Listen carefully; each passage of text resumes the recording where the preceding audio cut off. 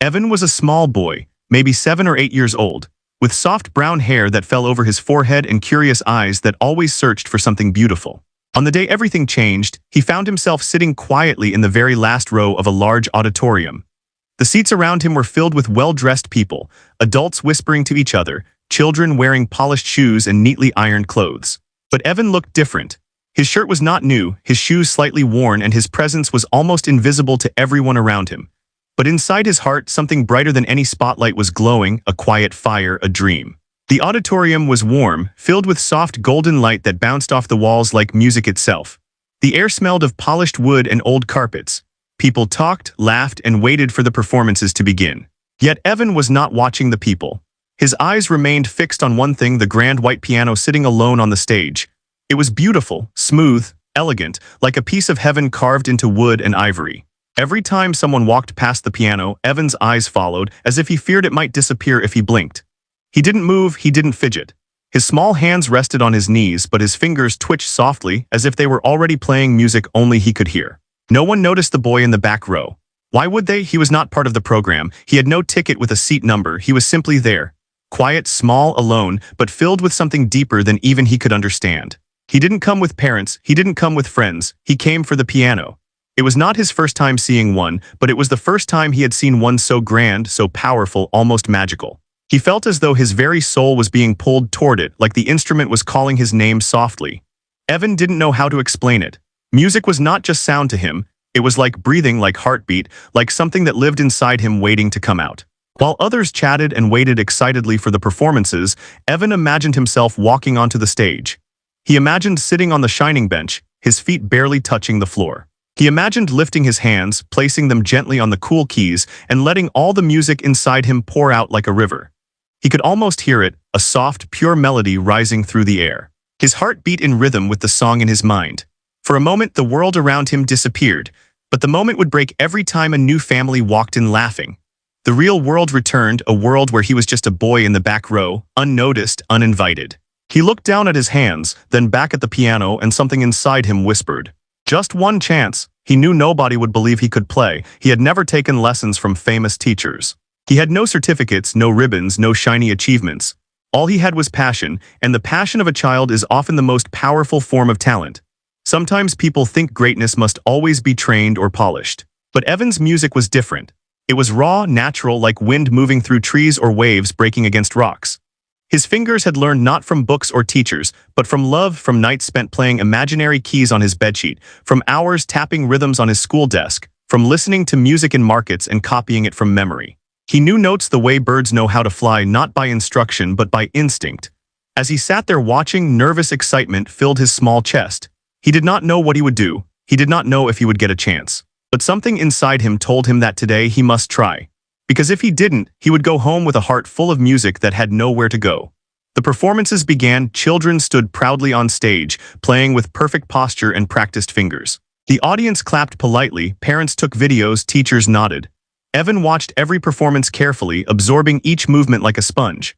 But no performance made his heart race like the piano itself. He imagined where his hands would go, which notes he would play first, how soft the beginning would sound. He could see the keys so clearly, and the music felt so close, as if waiting behind a door that needed only one small push. Time passed, and soon there was a break. People stood up, stretched, talked, laughed, but Evan's body felt frozen. His heart pounded louder than any applause. He stared at the piano like a boy staring at a dream he was afraid to touch. Then it happened, a thought small but powerful. What if I just ask? What if he stood up and walked to the stage? What if he simply spoke? What if his dream was only one question away? His legs trembled, his breath shook. But slowly, quietly he stood. From the last row to the front, step by step, like courage growing in his feet. No one stopped him. No one noticed him. He was just a small boy moving through a sea of taller shadows. But every step carried a heartbeat of hope. He walked closer, closer to the piano, closer to his dream. And in that moment, even though no one knew it yet, a story was beginning, a story that would soon change everything. Evan stood near the front of the stage now, his heart beating louder than every sound in the room. Children were chatting happily, adults were busy with conversation and coffee, but Evan saw only one thing: the piano. It sat there like a sleeping giant made of music, waiting for someone to wake it. He looked around nervously. He had never spoken to so many strangers in his life, but this moment felt bigger than fear. So with a small breath, he stepped forward and spoke to the nearest adult, a woman who seemed busy arranging programs. Excuse me, he said softly, voice trembling like thin paper in the wind. She looked down at him with a quick smile, polite but distracted. Yes, are you lost? No, he answered quietly, his eyes flicking back to the piano. I want to touch the piano just once, can I please? The woman paused, confused. She glanced toward the stage as if expecting to see someone with him, a parent, a teacher, a guardian. But Evan stood alone, small, hopeful hands clasped in front of him like a prayer. Oh, honey, she said gently, shaking her head. The piano is only for performers today. You'll need permission and you're not on the list. Evan's heart dropped, but he didn't turn away. The dream was too close, too real. He had waited his entire short life for something like this, and today felt like the only chance he might ever get. But please, he whispered again. His voice wasn't loud, but it carried sincerity so pure it could melt stone. Just 1 minute, I just want to touch it. I won't break it, I promise. His eyes shined with something stronger than words, longing, hope, love. The woman hesitated. For a brief moment she looked touched, maybe even moved. But rules were rules and she had responsibilities, so she guided him away gently. I'm sorry, sweetheart, you must wait. Only the performers are allowed on stage. He stepped back, but he didn't leave. His dream wouldn't let him. Slowly, he approached two older boys who had just finished performing. They wore shiny suits and confident smiles.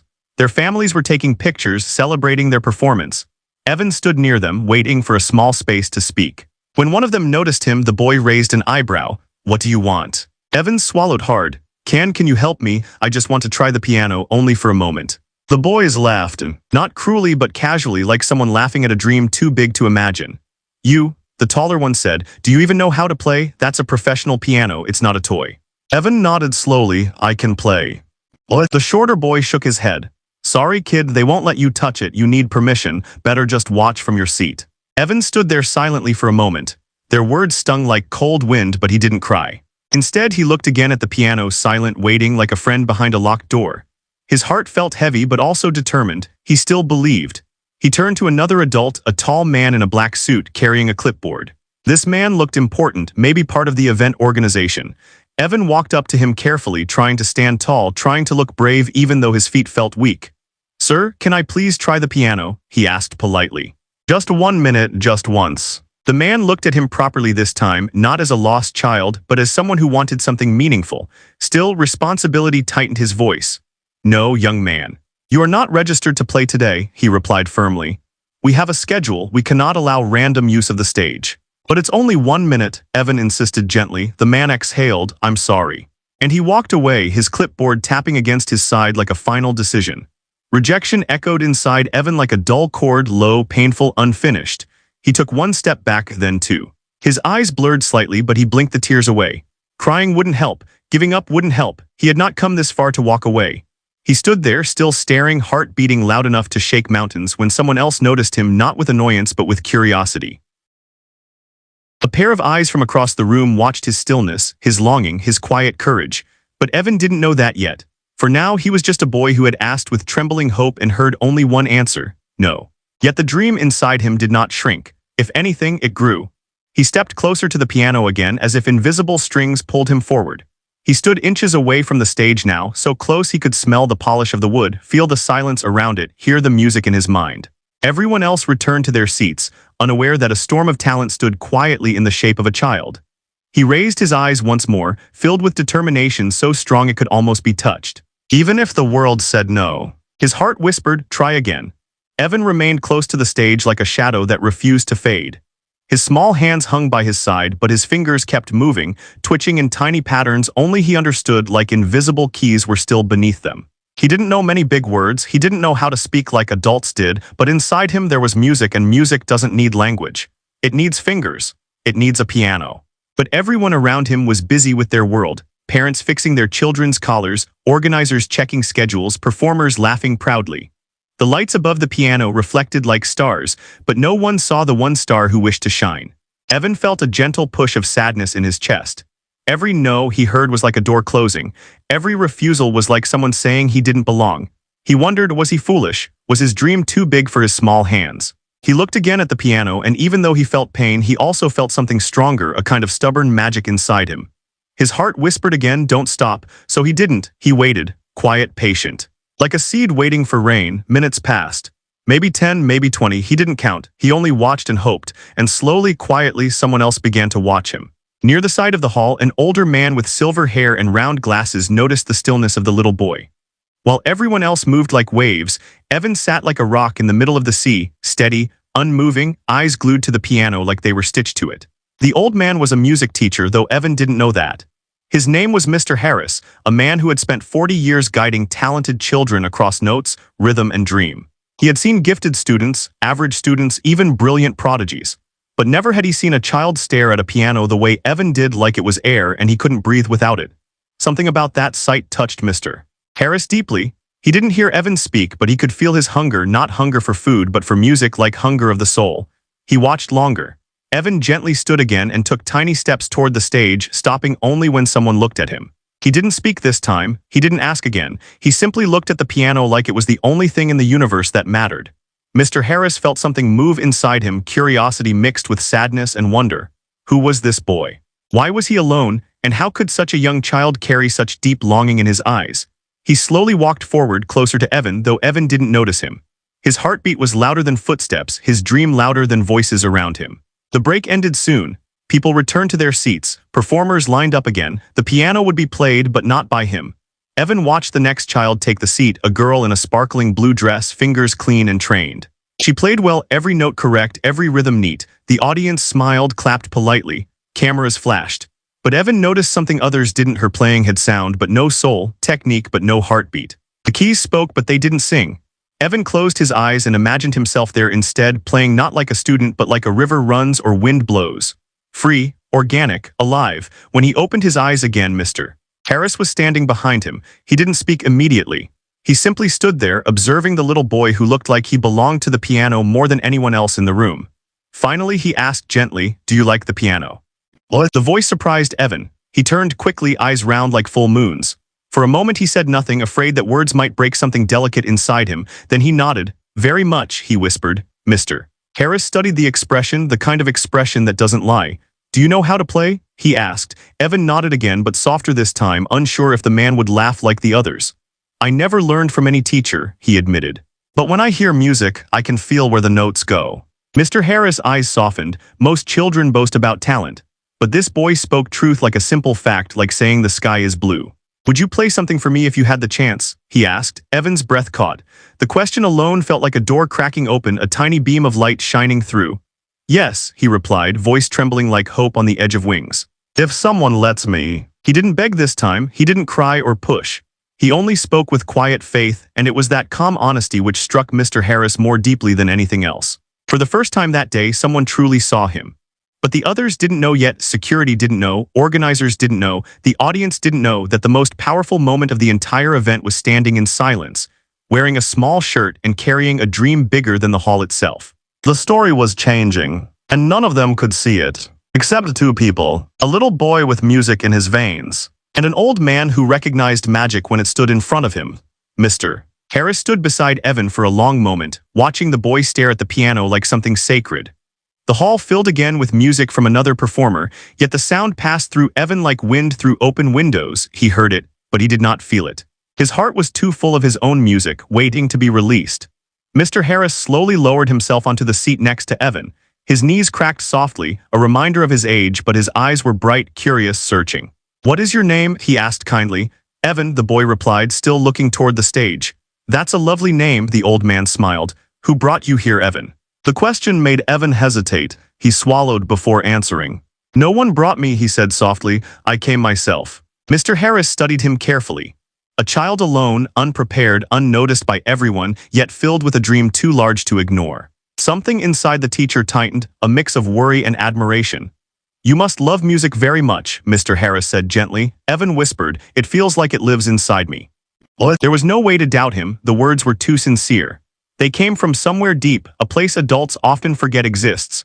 Mr. Harris decided he must test something, not the boy's skill, but the truth of his desire. He stood up slowly and asked, "If I speak to the organizers for you, will you promise to play seriously, not just press keys for fun?" Evan turned toward him fully for the first time. Hope flashed like sunlight across his small face. "I will play from here," he said, placing his hand over his heart, "not just from fingers." The answer was more than enough. Mr. Harris nodded once like a silent agreement between two souls. He walked toward the organizers, calm, steady, purposeful. Evan watched him go with breath held tight in his chest. He felt like a bird waiting for a breeze to lift its wings. Every second stretched long, heavy, full of fear and hope fighting inside him. Across the hall, Mr. Harris approached the organizers, two men in suits and the woman Evan first asked. They looked busy, stressed, juggling papers and checking times. The old man spoke politely but firmly. "There is a child here who wishes to play the piano." The woman frowned. "Sir, we cannot let audience children use the stage. It is against the schedule." "He is not just a child," Mr. Harris replied, voice calm but sharp like a bow across strings. "He has something in him, something rare." The men exchanged glances, doubtful, impatient, dismissive. "Every parent believes their child is special," one of them said with a half laugh. "We cannot risk the instrument for an untrained kid." Mr. Harris stepped closer, lowering his voice but strengthening his tone. "What if he is not untrained?" He asked. "What if he is self-taught and gifted?" The organizers looked surprised for a moment, then unconvinced. "We can't let him perform," the second man insisted. "This is a formal event." "I am not asking you to let him perform," Mr. Harris clarified.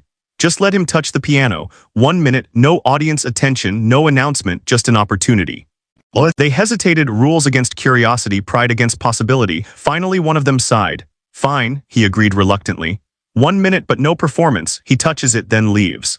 Mr. Harris accepted with gratitude. Though he knew the boy needed more than 1 minute, he needed a chance to be heard. But 1 minute was a door, and doors can open bigger if pushed with the right hands. He walked back toward Evan, who sat trembling not from fear now but from the power of hope. The teacher leaned down and whispered, "Come." Evan stood, not fast, not slow, but with a softness that felt like the beginning of something beautiful. His feet carried him forward down the aisle toward the stage that once felt unreachable.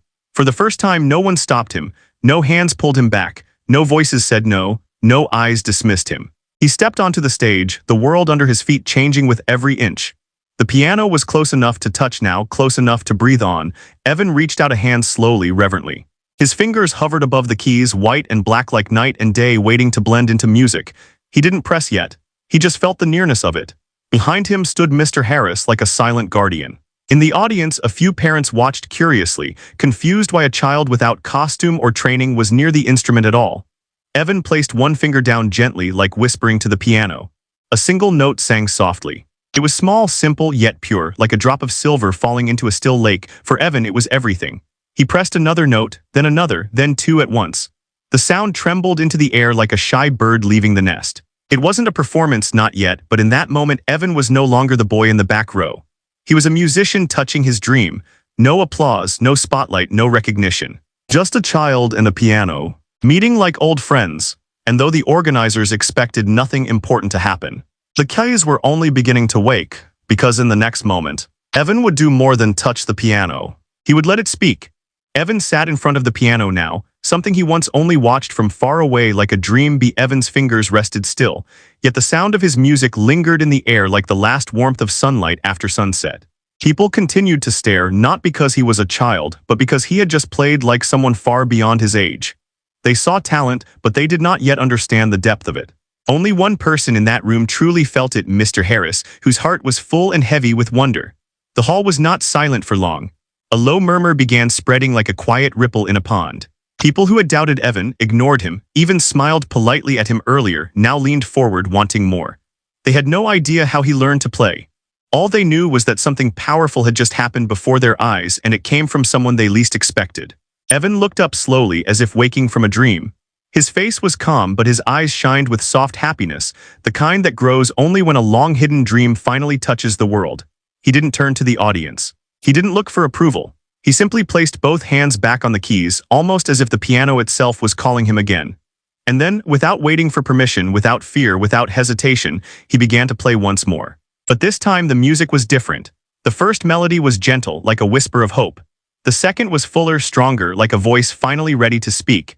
His fingers moved with more confidence now, gliding smoothly across the keys with a speed no one in the room expected. The melody rose and fell like waves, breathing with emotion, crying, laughing, telling stories without a single word. Evan didn't play to impress. He played to express. Every note carried memories of moments nobody else saw. His mother humming lullabies when he was little. The old keyboard at school with broken keys. The night he sat near a dusty piano in a shop window just to listen. The times he wished someone would notice the music inside him. All of it flowed through his fingertips like water through an open stream. Some people gasped softly, others covered their hearts. A few wiped tears they couldn't explain. Parents who once judged him for his clothes now stared with disbelief. Performers who stood proudly earlier felt their confidence shake, not with jealousy but awe. Even the organizers felt their cheeks warm with embarrassment. They had refused him, doubted him, turned him away. But now he was showing them exactly who he was. A child, yes, but also a miracle. The stage lights dimmed slightly as the program staff adjusted settings, and for a moment the room looked golden, like the music had painted the air in light. Evan's small feet dangled still, but his upper body moved with rhythm, shoulders rising and falling like waves in the ocean. He was no longer a boy playing a piano. He was a soul speaking through keys. Mr. Harris stood frozen behind him, one hand on his chest, eyes glistening. He had trained many talented children in his life, but never had he seen music so raw and honest come from someone so young. There was no calculation in Evan's playing, no practice meant to impress judges, only emotion, pure and unfiltered. This was not performance, it was storytelling, and everyone in the hall felt that. Midway through the piece, Evan shifted the melody. Slow became fast, soft became strong. His fingers flew gracefully, controlled yet free, like birds soaring wide across an open sky. The sound filled every corner of the room, rising higher than whispers, stronger than doubt. When he finally slowed, the music fell like rain, gentle, healing, full of feeling. A woman in the second row sniffed quietly, holding a tissue to her eyes. A father who earlier said, "He doesn't belong here," now stared without blinking. Even children who once thought themselves skilled felt humbled, inspired, awakened. As Evan played, he felt something new inside him, power. Not the loud kind, not the kind that comes from applause or attention, but the quiet power of knowing I was right to believe in myself. His dream wasn't foolish. His passion wasn't small. He belonged here more than anyone had realized. The final notes floated out like feathers, soft and slow, drifting into silence. And when the last sound dissolved into the room, Evan lifted his hands once more, gentle, calm, and let them fall to his lap. Silence returned, not empty but full. Everyone felt it. Everyone heard what he had said without words.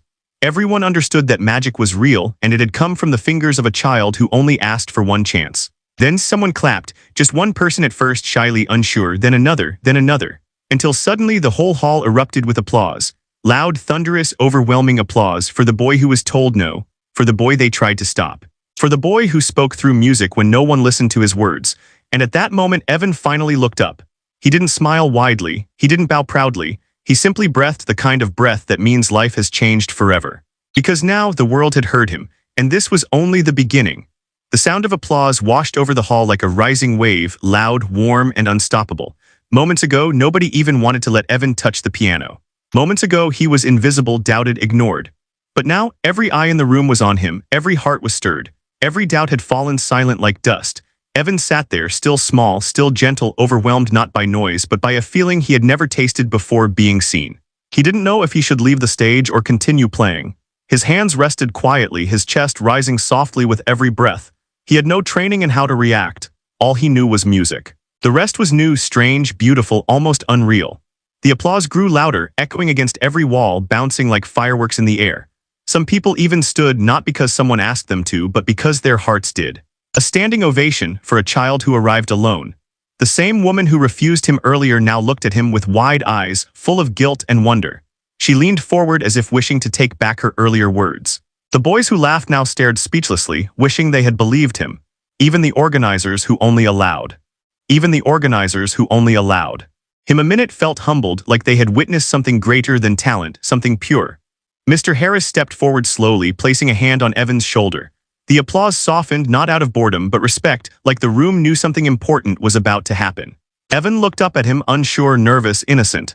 The old teacher whispered, his voice warm with pride, "You didn't just play, Evan. You taught them to listen." And Evan blinked, because he had never thought of himself as someone who could teach anything. He only wanted to play, he only wanted a chance. Yet he gave the world more than music, he gave them emotion, heart, truth. Mr. Harris turned to the audience, speaking loudly enough for everyone to hear. This boy did not learn from any school or teacher. The music you heard today came from pure gift, pure passion. A hush fell across the hall, the kind that arrives when people witness something extraordinary. He continued, "Talent like this is rare, and we nearly refused to see it."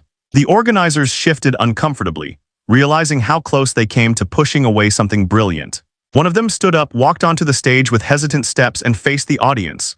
We didn't know, he admitted, voice shaky with honesty. We are humbled. We must never judge a musician by age, clothes, or background again. The crowd clapped again, this time not just for music but for the lesson. Evan felt his eyes sting, tears building like quiet rain. He wasn't crying because they praised him. He wasn't crying for attention or validation. He cried because for the first time he felt accepted, wanted, heard. A mother from the audience stood and approached the stage. She wiped her eyes and said, "Your music made my heart flutter. My daughter plays too. Will you play for her again?" Then another man called out, "Teach my son how you do that."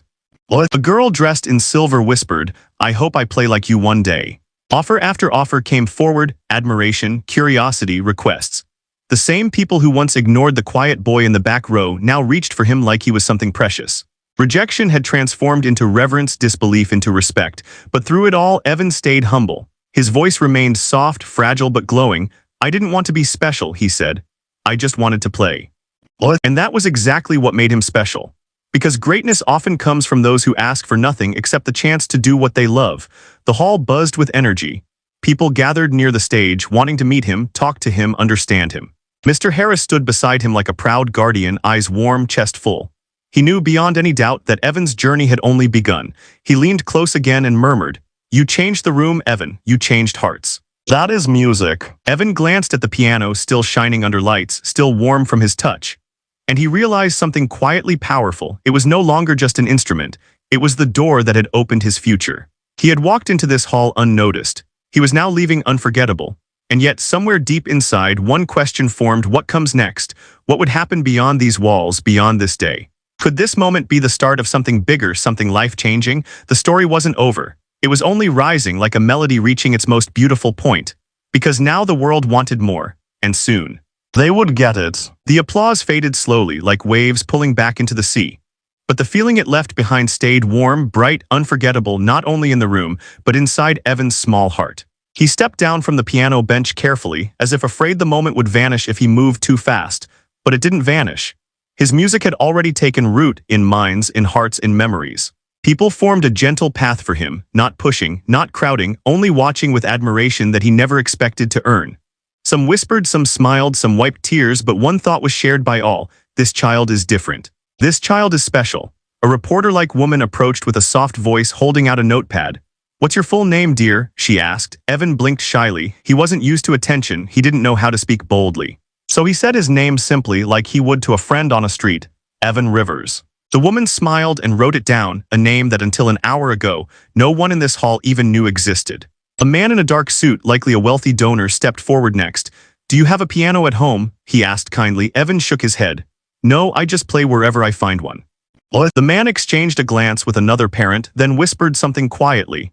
Evan didn't hear it. He was too busy holding onto a soft, new failing. "Possibility." Mr. Harris approached him again, eyes gentle, full of pride. "Evan," he said, "would you like to learn with me? I will teach you properly, deeply, patiently, not to change you, but to help your gift grow." The boy's breath caught. His small voice trembled like music without notes. "You would teach me for real?" Mr. Harris nodded warmly. "Yes, your talent deserves guidance. Your heart deserves a path." And for the first time, Evan felt his dream wasn't just inside him. It was real, reachable, alive. The crowd slowly dispersed, but not with the same energy they came with. They didn't just leave, they carried something home. A story, a moment, a memory, the kind they would tell others. "We saw a boy today, and he created magic with his fingers." As Evan walked toward the exit with Mr. Harris by his side, the organizers hurried forward, faces filled with apology. "We are sorry we refused you earlier," one of them said honestly. "We judged too quickly. We didn't see greatness when it was right in front of us." Evan didn't know how to respond. He never learned the language of anger or bitterness. He only knew kindness, so he gave a small smile, gentle, forgiving, pure. "It's okay," he said softly. "I just wanted to play." And that simple answer softened the entire room. Because sometimes greatness isn't loud, it's humble. Just outside the hall, the man in the suit from earlier called out, "Evan." Evan turned. The man approached with a calm, sincere smile and handed him something, a small card with an address. Then he said the words that made Mr. Harris freeze in surprise. "I would like to buy you a piano." Evan's heart stumbled, his eyes widening like skies opening. "For me?" he whispered. "Really?" "Yes," the man replied, nodding. "For you. Your music deserves a home, a real one." Evan held the card carefully as if it were made of light. His hands trembled not from fear, but from joy so strong it almost hurt. He looked up toward the sky, not dramatic, not for show, just naturally, like a child thanking the universe without words. He felt something new growing inside him, not just hope, not just love for music, but destiny. He walked out of the hall that night with no trophies, no shiny medals, no ribbons. Yet he carried something far greater. A promise of a piano, a teacher who believed in him, a room full of hearts that listened, and most importantly, a future that had finally opened like a blooming flower. The boy who once sat in the back row walked away from the hall no longer unnoticed. His steps were still small, but his story was now big, too big to fit only inside him. He started as a child who pleaded for one chance. He left as a young musician whose music found its place in the world. The door that once closed on him was now wide open, and beyond it waited opportunity, growth, stages, lights, audiences, life. Because one moment of courage, 1 minute at a piano, one sound of magic, changed everything for him, for them, for the world. And the world would remember the name Evan Rivers, the boy who turned rejection into music, behind glass. His feet barely reached the floor, his back straight but small, his fingers resting lightly on the keys as if afraid to wake something powerful. People were still talking and moving in the hall. The event had not resumed yet. No spotlight was on him, no announcement introduced him. To most people, he was just a boy sitting at the piano for a moment, nothing more. But inside Evan's chest, a whole world of music waited like water behind a dam. He let his fingers glide softly at first, slow notes, shy sounds, like a child whispering rather than speaking. The organizers turned away, thinking he was only touching the keys gently like a curious child. They didn't expect music, only noise. But then something changed. Evan closed his eyes. He took a deep breath, one that seemed to pull the entire room into silence. A stillness came over him, the kind that happens before rain or lightning. His fingers relaxed, and then, without hesitation, they began to move. Not slowly, but beautifully. Soft notes joined together like threads weaving a story. A melody formed, tender, pure, growing like dawn light rising across a sleeping world. One key followed another, as if his hands knew paths no teacher had shown him. His fingers moved smoothly, confidently, like water flowing over stones. Mr. Harris felt his heart stop. He had expected talent, but this was something more, something rare, something alive. "Oh my," he whispered under his breath. Around the hall, conversations began to fade. Heads slowly turned. People who had ignored the small boy minutes ago now paused mid-sentence, caught by the sound reaching them. It was not loud, it didn't need to be. It was clear, emotional, full of something they couldn't explain. Evan wasn't looking at anyone. He wasn't performing for praise or applause. He was playing for himself, for the piano, for the dream he held so tightly inside. His small shoulders rose and fell with each gentle breath, his expression soft and lost in music. His left hand added deeper notes, steady and warm, like heartbeat. His right hand danced lightly across higher keys, making sounds like raindrops and stars. Together, they formed something beautiful, something that made even grown men stop and listen. The organizers who had doubted him turned back slowly. Confusion spread across their faces, followed by shock. The woman who first refused him covered her mouth with her hand, eyes widening. This was no random child pressing keys. This was music, real music, soulful music, magic in human form. A small group of parents gathered with quiet amazement. Cameras lowered, no one wanted to interrupt the sound. The hall was no longer filled with chatter, but with notes that moved like wind through hearts. Evan continued to play faster now, then softer, then sweet again. His body leaned with the rhythm, his head tilted, his eyes closed as if he could see the music more clearly that way. He remembered nights in a small living room with no piano, just imagination. He remembered tapping on wooden tables, pretending each tap was a chord. He remembered standing outside music shops, listening from the doorway like a bird hearing songs through a cage. And now he was here, playing for real, playing free. He didn't think about mistakes. He didn't think about the audience. He didn't think about the no he heard earlier. He thought only of sound. A tear slipped down Mr. Harris's cheek, not of sadness but of awe. He knew this was a moment people witness once in years, maybe in a lifetime. The melody softened, delicate like a feather landing.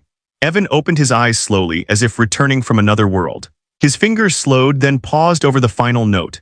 He pressed it gently, a single sound, pure and bright like the last ray of sun before evening. Then silence, but not an empty silence.